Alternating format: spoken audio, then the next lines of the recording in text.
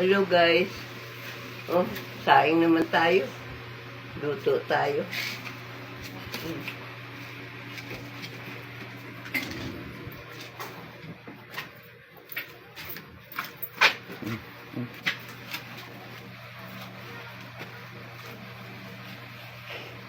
Ano sasabihin mo?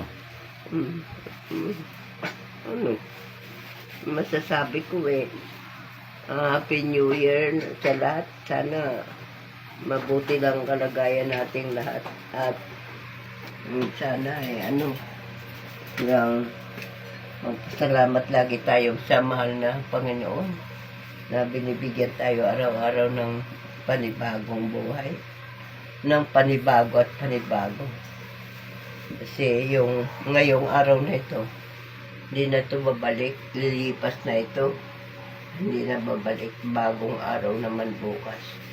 Kaya kailangan araw-araw tayo magpasalamat sa Panginoon na binibigyan tayo ng buhay lagi, ng maayos at masaya.